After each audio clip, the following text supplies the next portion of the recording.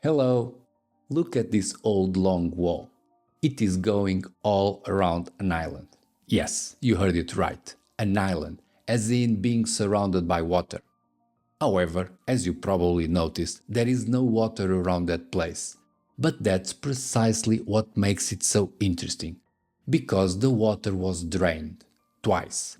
The last time was just now in the 20th century, whilst the first one was a long time ago, during the Bronze Age, at the same time when the walls were built.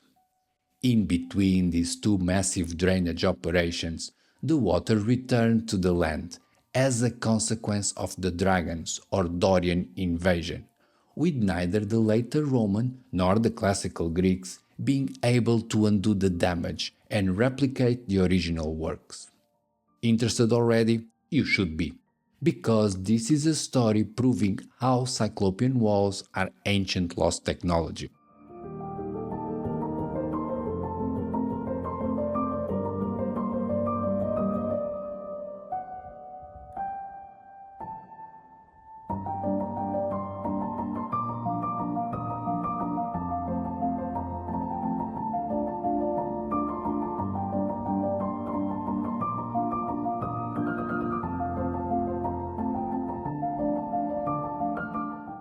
Today's wall, named Gla, oversees the area of Lake Copais, in Greece.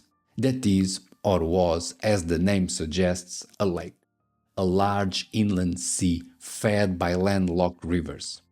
During this region's hot summers, the smaller inflow of water from the rivers meant that most of Lake Copais would become shallow and pestered with malaria mosquitoes, turning a potentially rich agricultural land deadly.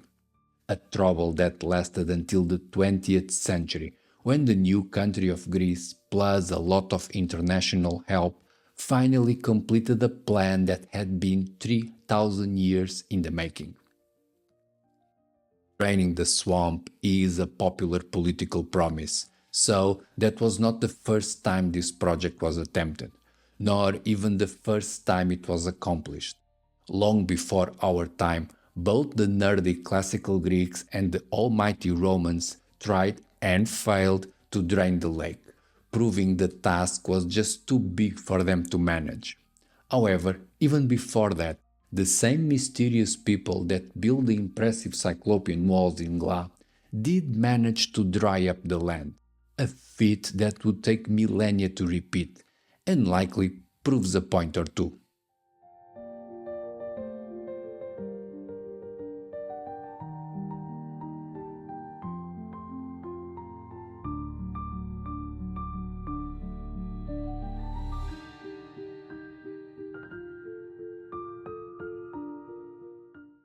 The island citadel of Gla is nowadays abandoned, with hardly anything on top, not even tourists.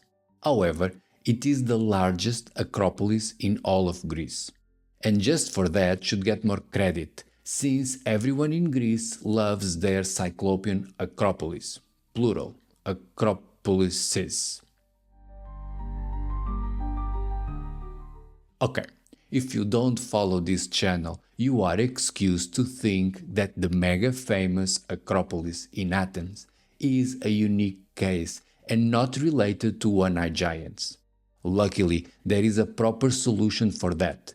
Just subscribe and you'll become one of the most awesome persons in all of YouTube. For real. Also, you will get to know that long before the Parthenon and the Nike temples, that place in Athens was just one of many Cyclopean citadels found all over southern Europe. Meaning, one of many flat surfaces on top of a hill, completed with walls made of odd-shaped stones, cut to fit one to the other, all built by the mysterious people ancient sources called Cyclops. The type of ancient construction we get to see from Portugal to Georgia, and never fail to present unsolvable mysteries. Moving on, big as it is, Gla is just a small part of the works done by the Cyclopean builders during the Bronze Age. That's at least before 1200 BC, or a millennia earlier than the upcoming classical Greeks. Sadly, the battered down walls of Gla are all that is visible of those works today, because the whole system for swamp drainage is now gone. The works done for drying up Lake Copais were massive, involving long canals, diverted rivers, feeding them into natural sinkholes, plus many retaining walls. There was even a tunnel. However, that bit is incomplete and is likely part of a later failed attempt at reconstruction. All made at the scale that left the Romans to shame for not being able to repeat, and the Greeks coming up with lies about what really caused this work to be lost and the nasty swamp to return.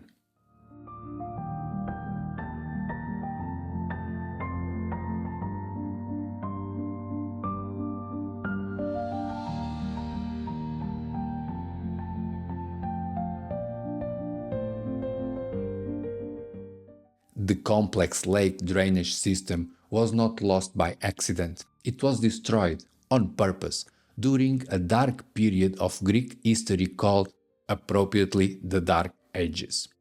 Some events that have as many theories as there are people trying to shed some light onto them. Despite the different ideas, everybody agrees that from the years 1000 to 800 BC, more or less, the region of Greece went through some dramatic changes, with the disappearance of the Bronze Age rulers of Mycenae and the establishment of some rougher peoples. What varies are the details, with three main versions of the events, as told by different people. One is preferred by the academics today, saying nothing much happened during those grey ages of the Dorians. Just some empires rebranding and the emergence of a new pottery style they named geometric, assuming all ancient people ever cared about was kitchenware, and that all the stories about invasions and collapse were baseless myths. Then too, the historical sources, i.e. the writers from classical times such as Herodotus or Pausanias, describe this period as the Dorian migration or the return of the Heraclidae, the descendants of Hercules. Confusing as ancient writers are, they are sufficiently clear in saying these troubled times were associated with some people on the move, named Dorian or Heraclidae, who tended to be, let's say, troublemakers. Then 3, that's just me. I called it the Dragon Invasion, after noticing that, before the events in the Bronze Age, the population of Greece had a preference for inhumation, for burying the dead relatives intact. And soon after, in the year 900 BC, the main practice of burial became cremation, barbecuing grandpa, a shift that occurred not only in Greece but all over the south of Europe, and also coincided with empires such as the Mycenaean and the Hittite falling, plus, above all, the disappearance of Cyclopean walls. So, if we have ancient sources talking about intense migration and dark ages, if we have plenty of empires collapsing, and we also can see on the ground a shift in the way dead bodies were cared for, it all sure points out to some dramatic events. Add all that to a change in the construction skill, and we may have a serious case of population replacement, something Europe has trouble dealing with.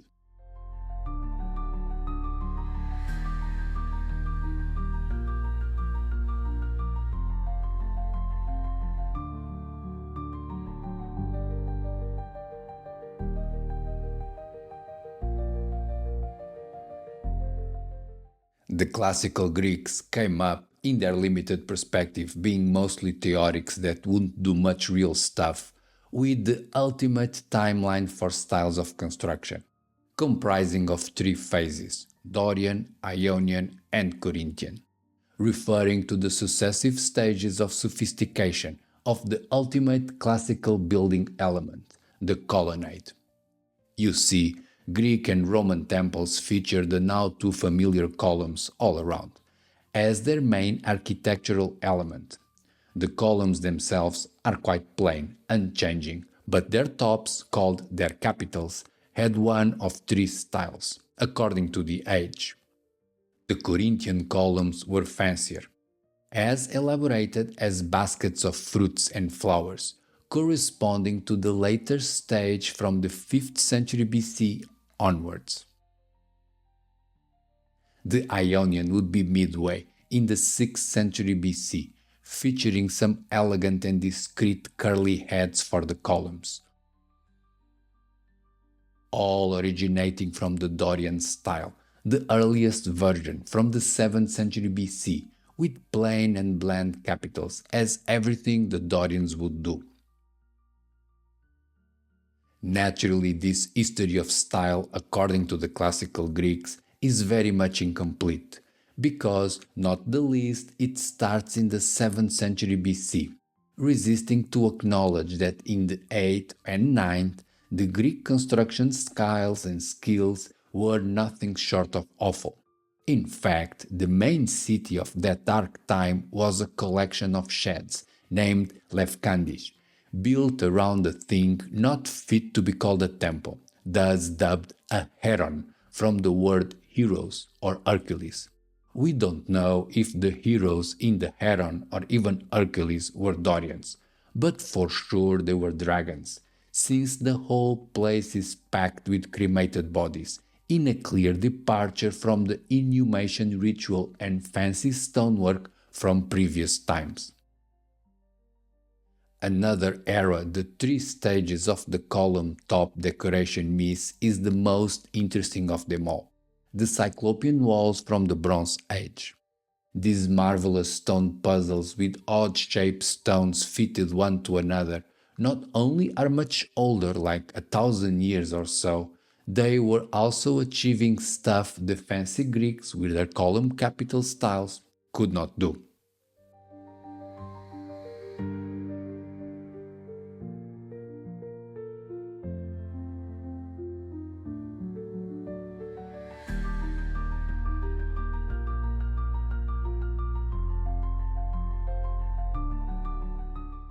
It's a fact. The Cyclopean builders were the best builders of antiquity, by far. They could make these massive stone puzzles in a way we still to this day have no idea how they were done, with stones bending as if melted together. Also, their works were exceptionally strong, resisting floods, earthquakes, even cannon fire.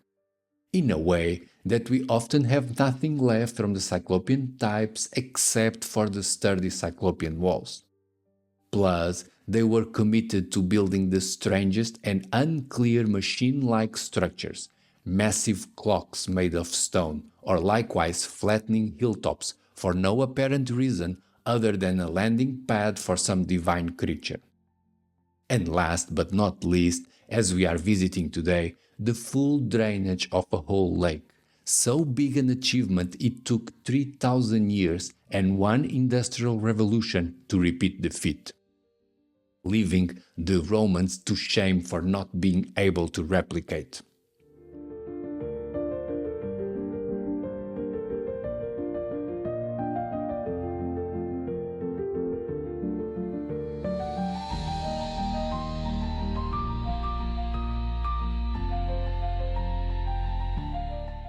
As mentioned, the whole complex system of drainage for Lake Copais was completely destroyed on purpose.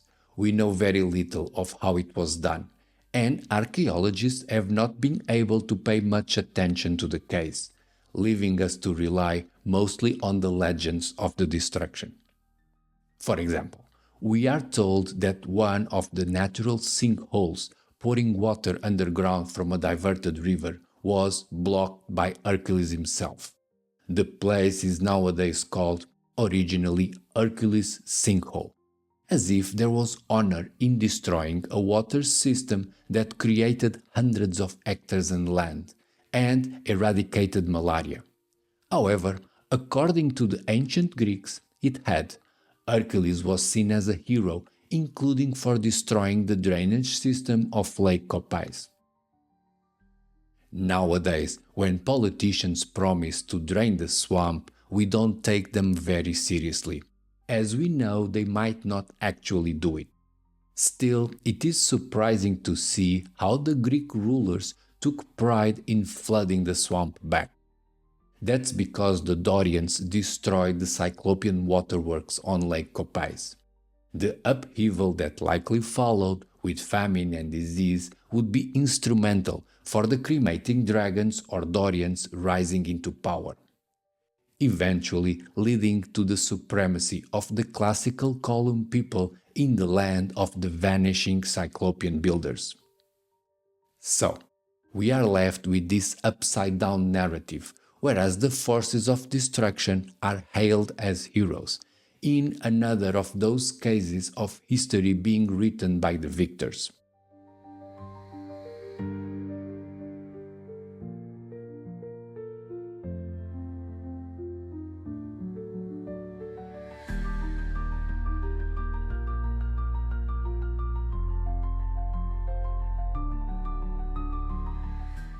Here's the thing, the tale of Gla is tragic. Falling from the largest and most impressive Cyclopean citadel, overseeing a new land freed from deadly diseases, to a deserted place, destroyed by some brutes, be them called the Dorians as the ancient authors did, the dragons as I do, or the geometric pottery phase by kitchenware-obsessed academics. Regardless of who destroyed it, the overwhelming evidence is that the swamp had been drained and the colossal work could not be matched by any other ancient civilization, including the Romans, proving the Cyclopean builders were sort of supernatural overachievers, by far the best builders of antiquity, with unmatched skill and technology that was lost for millennia, erecting outstanding feats of engineering, comparable only to nature itself, as we'll see next.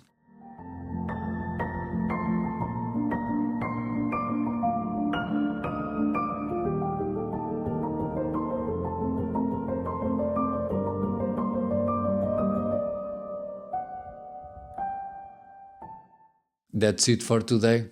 Hope you liked it. Keep an eye in the comments.